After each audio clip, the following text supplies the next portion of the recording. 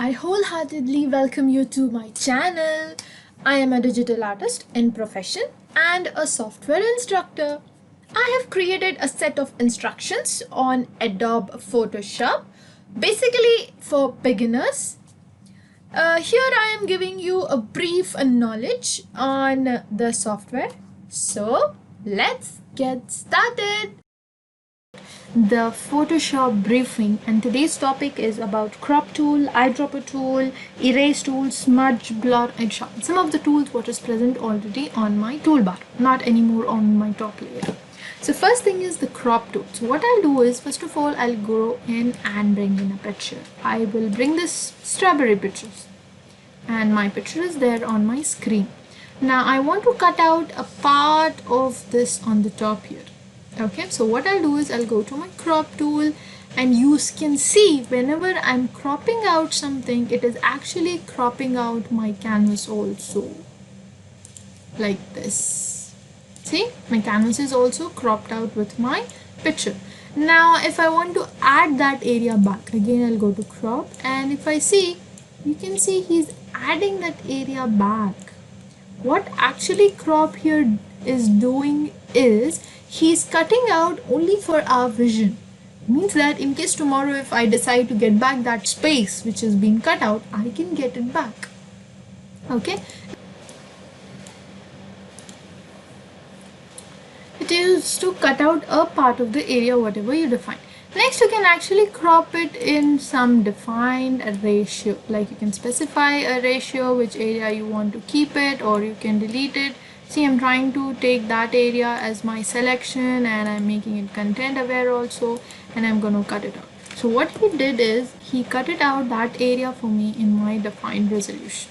Okay, I can just clear whatever resolution I want, and I have enabled this option like straighten the drawing in case my figure is wrong. So I'll just click from here to here. What he did is he has actually rotated my picture in that direction. If I say okay, and I will have my strawberries rotated and kept aside. Okay, that is how I can use this option, and this is how I can use the other options in my crop tool. So again, I'll go back to my crop tool. I'll pick a small area on the side, and this time I'll say not to delete it. Then I will actually move it somewhere here. Okay, I'll take a ratio of this one so that I can take my strawberries and a part of blue also, and here I'm keeping content aware. If I want, delete it, whatever is not there, and it is done.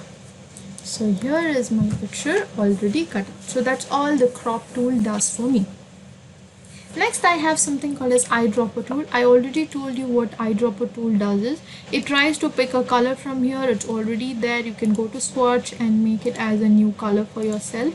You can use them in order to painting. Like if I want to draw another sphere here and I wanted to have a color that I already picked from my strawberry, I can pick and add. Like in case if I want to put text of this color, I can do it. So that's all the eyedropper tool does is it's basically used for digital painting. Next, I have something called as eraser tool. Here you can see eraser tool, and try to erase this house. What he's trying to do is he's actually cutting it because this is in a different layer, so I'm able to erase it. It is just like a brush tool. I can get a bigger brush to cut it out whatever area I want to define, or Control Z, I'll get it complete. Okay, now what if I have decided I want to just cut half of it like this, in case if I have some shape which I need to cut it out, I can go for it and I can just completely vanish it. That is eraser tool. Erase your background is whenever you're trying to erase your background like this. I can actually literally go here and erase the background of my. Now see, as close I'm coming to my strawberries, I want it to be more like a flow. So I'll give tolerance more, so it will be more close to your figure. Okay, let me decrease my tolerance. See, what he's actually trying to do is cutting out directly whatever he is seeing. Tolerance is for the area what I want to find and cut it out. See, if I give more 100% tolerance, you can see he's actually cutting it out, but not like in one single stroke.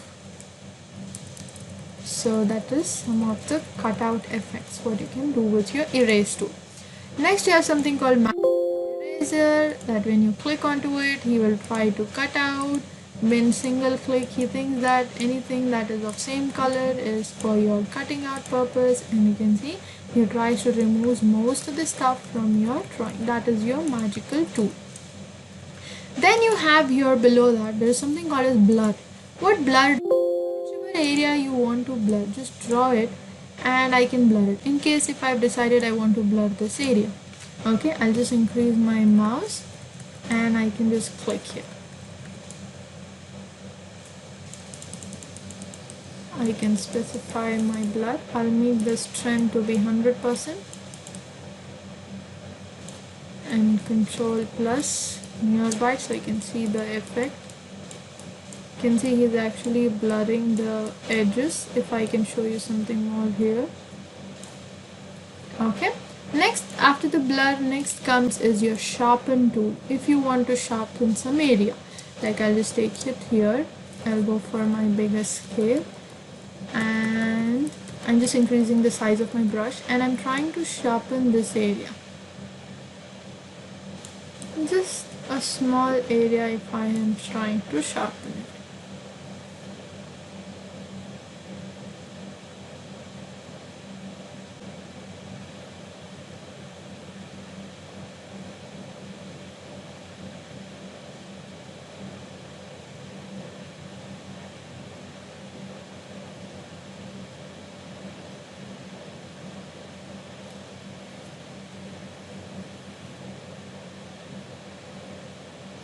You can see he has bring in these dotted some like noise like structure because I give sharpen on same thing again and again.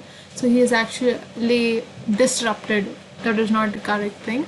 So right now what I'm trying to share you or tell you is smudge tool is one of the important tool among all of these. It is used to smudge it. I'll just increase the size of it. How do you increase the size? Either you can just go back here, pick whichever your brush you want and you can just come and see I'm actually trying to sharpen blur this.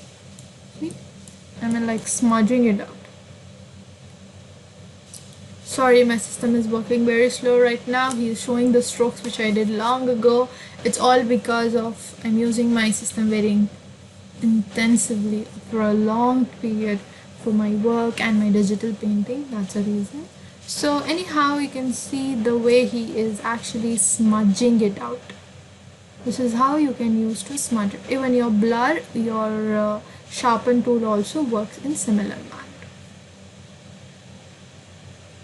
Alright, so this is how your blur and your sharpen tool is working. Alright, see this area is almost slightly blurred out because I used a very small, and then the gradient area and everything. The sharpen area, the blur area and the smudge area. So this is how you use your sharpen, blur, smudge, eraser. So here I will be concluding today's class. I hope you have understood my topics and you will be trying it by yourself also.